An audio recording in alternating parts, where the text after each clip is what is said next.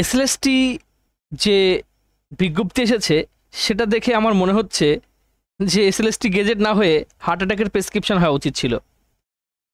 যেখানে সুপ্রিম কোর্টের রায়ে যে সমস্ত শিক্ষকরা রয়েছেন, যারা বাতিল চাকরি প্রার্থী রয়েছেন এবং পাশাপাশি যারা ফ্রেশার্স রয়েছে, উভয়রা কিন্তু হার্ট অ্যাটাকের জোগাড় হয়েছে এই বিজ্ঞপ্তি দেখে। এবং বিজ্ঞপ্তিতে 2025-এ এসএলএসটি 2 বলা হয়েছে, যেখানে এসএলএসটি 1 ক্যান্সেলই হয়ে গেছে। তাহলে এসএলএসটি 2 কী করে হয়, আমার প্রথম প্রশ্ন।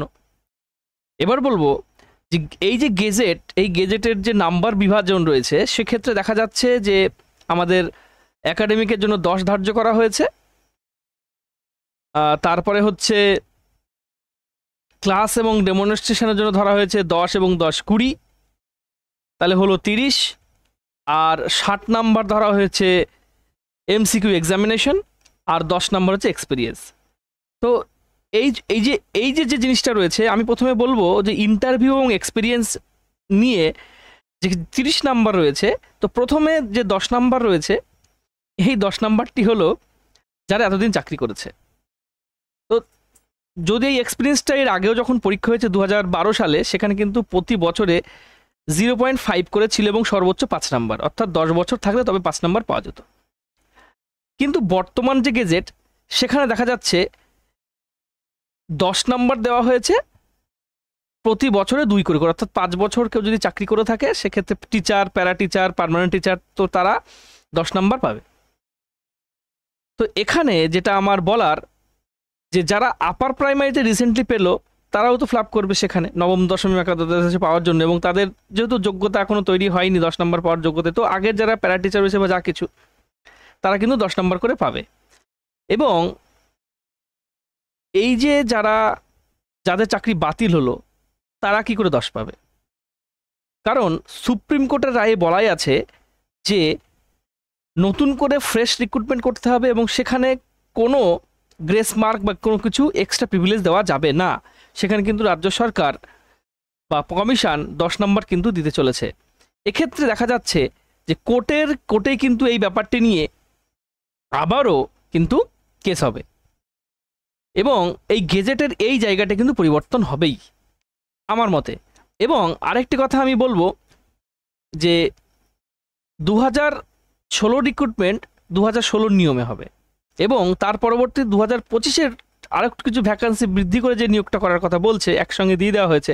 আমার মনে হয় ওইটা কিন্তু আলাদা নিয়মে হতে পারে, বা 2016 নিয়মে পুরোটাকে নিতে হতে পারে। 2016-র কোনো গেজেটের পরিবর্তন করা হয়তো যাবে না, এটা কিন্তু বলা রয়েছে। এবার দেখা যাক পরবর্তীতে এই ব্যাপারটা কোন দিকে এগোয়। এবং যেহেতু 20 নাম্বার ক্লাস ডেমনস্ট্রেশন এবং ইন্টারভিউ রয়েছে, এটা মিলিয়ে কিন্তু এই নাম্বারটা যে যার মতো করে কিন্তু দিতে পারে। কেউ দাবি করতে পারবে না যে আমার ইন্টারভিউ ভালো হয়েছে, আমাকে দোকানে 10-এ 10 দেওয়া হয়নি, ওকে, এবং আমার ডেমনস্ট্রেশন ভালো হয়েছে, আমাকে কেন 10-এ 10 দেওয়া হয়নি, অন্যকে কেন দেওয়া হয়েছে। তো এক প্রকার সেই মানে হার্ট অ্যাটাকেরই কিন্তু জোগাড় হয়ে এসেছে এই বিজ্ঞপ্তি আসার ফলে। এবং আরেকটি কথা বলবো যে সিলেবাস কিন্তু পুরনো সিলেবাসেই পরীক্ষা হতে চলেছে। আর এই যে অবস্থাটা আমরা দেখতে পাচ্ছি যে রাজ্যের শিক্ষিতদের ভবিষ্যৎ কিন্তু মানে অনিশ্চিতের দিকে ঠেলে দেওয়া হচ্ছে, সেটা এই যে গেজেটই কিন্তু তার প্রমাণ। ইন্টারভিউ রাখতে পারতো, ইন্টারভিউ থাকবে না আমি সেটা বলছি না, ইন্টারভিউ থাকা উচিত এবং ক্লাস ডিউরেশন থাকা 5-5 রাখতে পারতো, 5-5-10। এবং যেখানে বৃহত্তম একটা একাডেমিকের পোর্শন, যে একাডেমিকের জায়গাটা তুলে দেওয়া হয়েছে, সেই একাডেমিকের জায়গাটা আমার মতে হচ্ছে আরও বেশি রাখা উচিত ছিল। সেক্ষেত্রে মাধ্যমিক, উচ্চ মাধ্যমিক, গ্র্যাজুয়েশন বা পোস্ট গ্র্যাজুয়েশন টোটালটাই রাখা উচিত ছিল, অর্থাৎ আগের মতো রাখা উচিত ছিল, বা পুরোপুরি তুলে দেওয়া উচিত ছিল, যেখানে রিটেন মার্কস এবং ইন্টারভিউর উপর নেওয়া উচিত ছিল। তো এখানে এই যে এত কিছু গরমিল রয়েছে, এত কিছু দুর্বল জায়গা রয়েছে গেজেটের, এবং এই দুর্বল জায়গাগুলোর উপরেই কিন্তু পরবর্তীতে কেস হতে পারে, এটাই কিন্তু বলার ছিল আজকে। এবং আরেকটা কথা আমি বলবো, এইভাবে ধীরে ধীরে কিন্তু শিক্ষা ব্যবস্থা, আমাদের পশ্চিমবঙ্গের শিক্ষা ব্যবস্থা কিন্তু বেসরকারীকরণের দিকে চলে যেতে চলেছে। ইতিমধ্যে গ্রামের এবং মফস্বলের অনেক বাড়িতেই বহু ছাত্রছাত্রী তারা কিন্তু বেসরকারি স্কুলে কিন্তু ইংলিশ মিডিয়ামের দিকে পা বাড়িয়েছে এবং এই ইংলিশ মিডিয়াম স্কুলের দিকে কিন্তু রমরমা দেখা যাচ্ছে। তো আমি যেহেতু গ্রামে থাকি, এই গ্রামেও কিন্তু অনেকগুলো স্কুল যেখানে নতুন করে হয়েছে, মানে আগে ছিল সেখানে সেই স্কুলগুলো বা কেজি স্কুলগুলো সরকার থেকে কিন্তু কোড দিয়ে দেওয়া হয়েছে এবং সেখানে ইংলিশ মিডিয়াম কিন্তু চালু হয়েছে।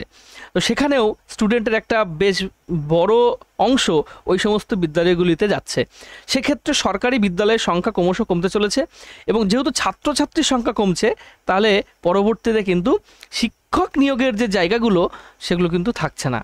অতএব শিক্ষার বেসরকারীকরণের একটা প্রক্রিয়া, এই যে শিক্ষা ব্যবস্থার যে টালমাটাল অবস্থা, এর ভিতর দিয়ে কিন্তু হচ্ছে।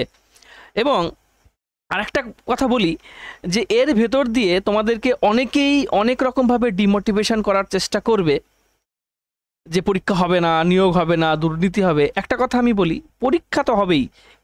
গেজেট যেমনই থাক, গেজেটের পরিবর্তন অপরিবর্তন কেস কামারি যাই হোক না কেন, তোমরা তোমাদের যে স্টাডিটা বা পড়াশোনাটা কন্টিনিউয়াসলি চালিয়ে যাও। পরীক্ষা সেই সেপ্টেম্বর মাসের প্রথম সপ্তাহের দিকেই হবে এবং ডিসেম্বরের মধ্যে কিন্তু নিয়োগ একটা হবেই।